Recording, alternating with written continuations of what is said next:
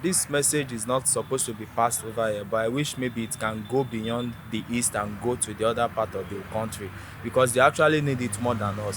Because talking about unity as a country, I will tell you that the Igbos, to a very large extent, have been the one practicing the one Nigeria so far, because it's only an Igbo man that would go to anywhere in Nigeria and make a whole lot of establishment without having a second thought.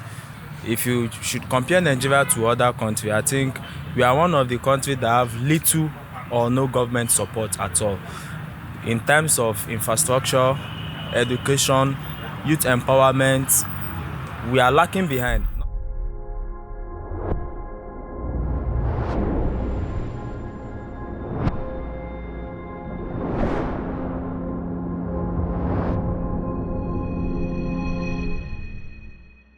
This is Niger We Need, and my name is Mfon. Remember, we are always focusing on the Nigerian youths.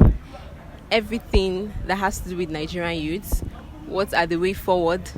What do we think would help Nigerian youths get to where they should be? What exactly? What are the things that would help?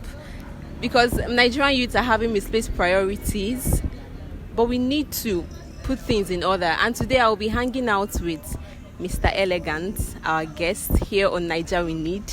So, Mr. Elegant, how are you? I'm okay. How are you doing today? We bless God. Thank you. Remember, we are talking about Nigerian youths. Yeah. Okay, and this is Niger We Need. Okay. Now, there is this issue going on between Nigerian youths, their wins, what they get right, and then their misplaced priorities.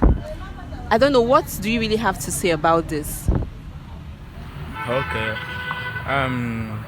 First of all, talking about Nigerian youth, right? Yeah. Their wins. I think one of their major wins I will tell you about is the fact that they are always willing to do things for themselves. If you should compare Nigeria to other countries, I think we are one of the countries that have little or no government support at all. In terms of infrastructure, education, youth empowerment, we are lacking behind. Not as if the government are not trying, but then you still see our youth doing a lot of marvelous things. There's this enthusiasm in them, the zeal to always do the best. And I think most of them are good in tech. Some are good in acquiring skills, maybe digital skills. It might also be physical skills.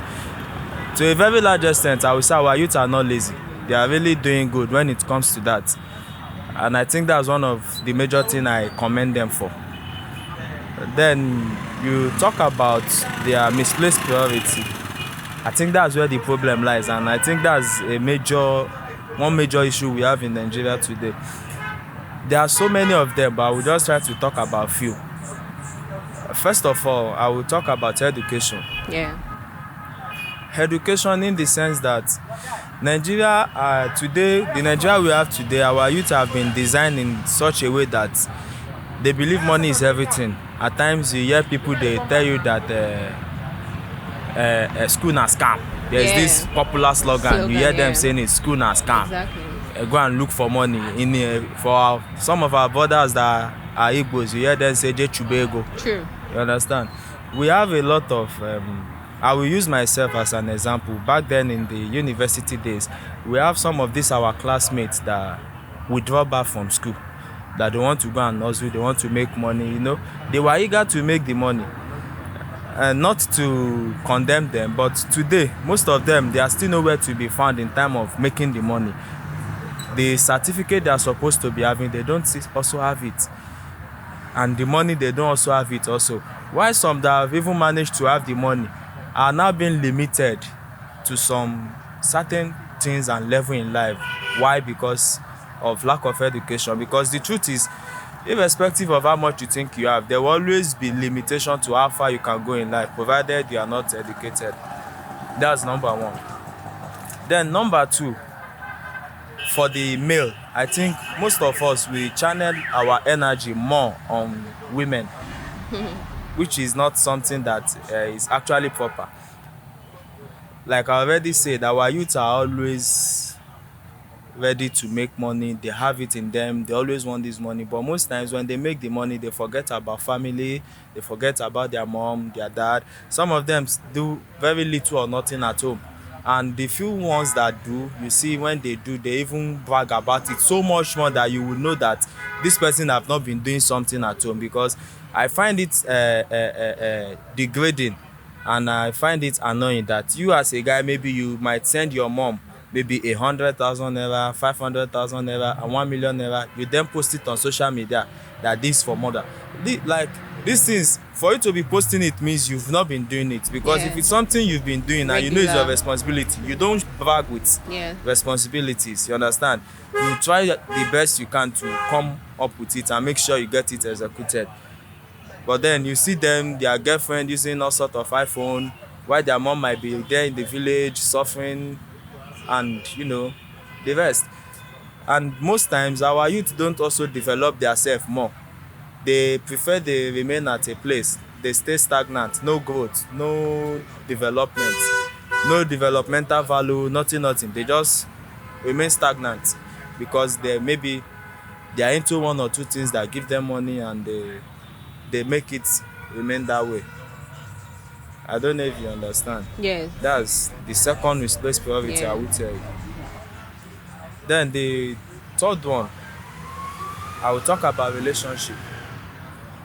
Relationship is very important because the type of friends you keep most times determine the type of person you are. Yeah. Yeah. This topic is not supposed to come under misplaced priority, but I will put it there because sometimes relationship is something we all need. No man is Yeah. an island, whether we like it or not. And sometimes when you miss it, like, okay, for example, I'm a bird and I make friends with hen, maybe from my childhood, you know that there's every possibility that I might never be able to fly because I've been roaming around with hen, and I have this mentality that hen don't Don't fly. fly. Maybe somehow I might also believe that I'm also a hen, and because of that I might end up not flying. You see, and this is another problem I think we have with some of our youth, whereby you see a very good guy mingling with the very wrong set of people that they are not supposed to mingle with. And some of them, maybe because they think they now have little money in their pocket, they abandon their good old friends who actually would have been there giving them the proper advice that they need, and they make a new set of friends. And at the end of the day, you see the new set of friends also leaving them behind when things go south for them. So I think that's the little I would like to talk about. Yes. Okay. One more question for you, Mr. Elegant. Okay. What type of Nigeria would you want to see? The type of Nigeria I would want to see. Yeah. Actually, the type of Nigeria I would want to see is the one that live in unity and harmony against anything else. If truly we want Nigeria to be one Nigeria, we must actually learn to practice one Nigeria. I don't know this message. I'm talking based on the jurisdiction.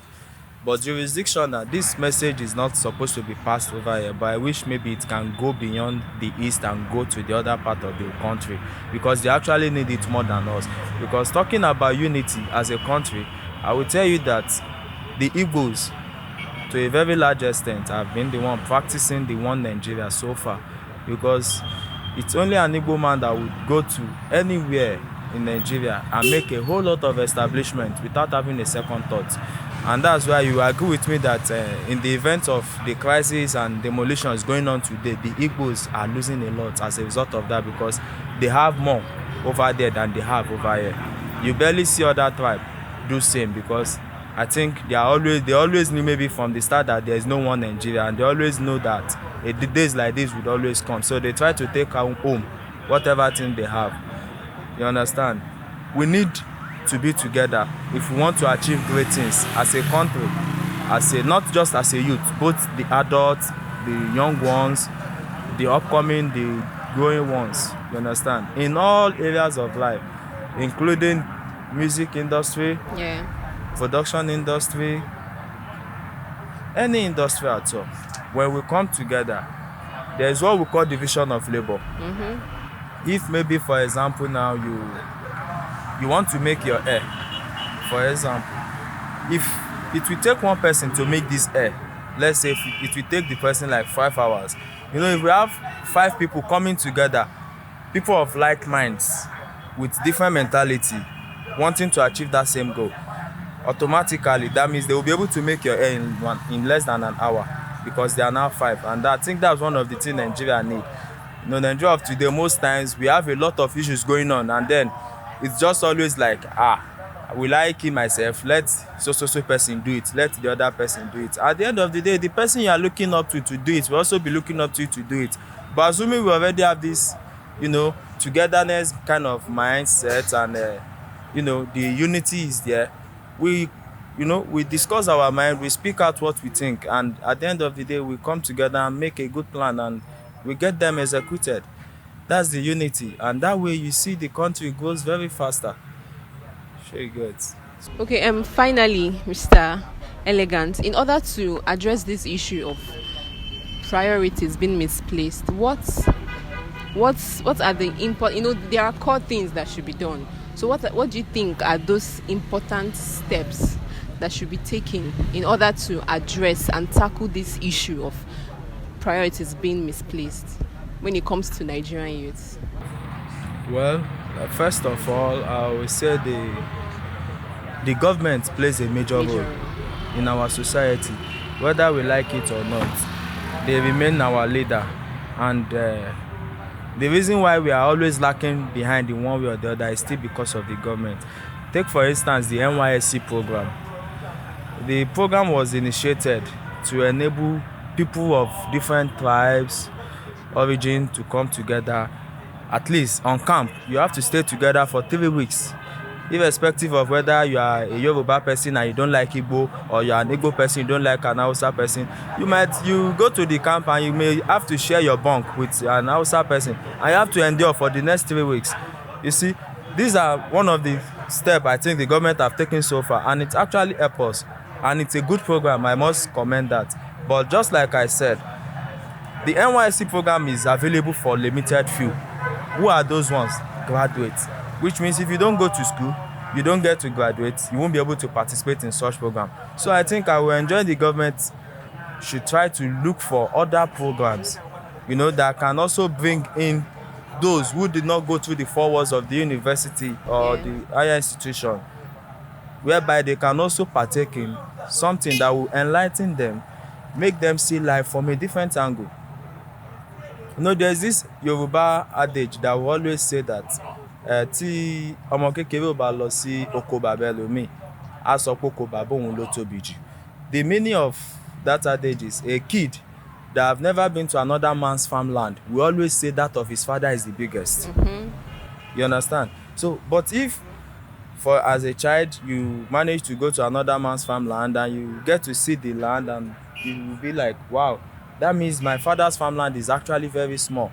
That, oh, we just have we make like maybe 40 tubers of yam in a year, but this farmland makes 80 tubers of yam in a year. When you get those differences, with it you get to learn, you know, some things. For instance, if as an Igbo person you've not been, you know, taking good care of your family when you make money, or then you get to interact with other people from other tribe, you start seeing that for them taking care of family is number one thing before any other thing. For example, I as an Igbo person, I wasn't trained to prostrate while greeting my parents. But going to Lagos, I see people, no matter their age, provided the person they're about to greet is older, they prostrate. All these things, you ask questions. What's the reason behind this? They tell you it's a show of respect. You learn from it. When you come down home here, you may not necessarily prostrate the way they have done it, but you have learned something. And one of that major thing is you now know that respect is one major core value that you must have as a person. It's one of the things that you need to survive as a human. And you don't really need anybody to tell you again. Sometimes you come to educate others who don't know about it. Sure you get. So I think the government just play a major role. That's just the summary. They play a major role in bringing some of, there are a lot of means like scheme that they can come up with whereby people learn about some of these things. The government can also come up with an idea whereby they can be a free education system scheme, scholarship. Of course, we know some of these things are already in existence, but we all will agree that most of them are not functional. Some are just very available to very limited few, and sometimes even the limited few we still have to pay a lot to have it. So if I don't have something and I want to apply for it and I still need to pay to apply for it, then what then is the What's the essence of essence? Yeah.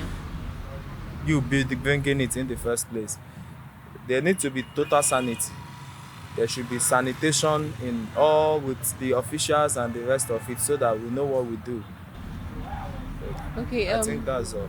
Thank you so much for tuning in to Nigeria We Need today. We tackled a very important issue about the Nigerian youth and misplaced priorities over here while hanging out with Mr. Elegant, and he made very vital points. I want to equally say thank you for hanging out with us also. We see you some other time. Thank you.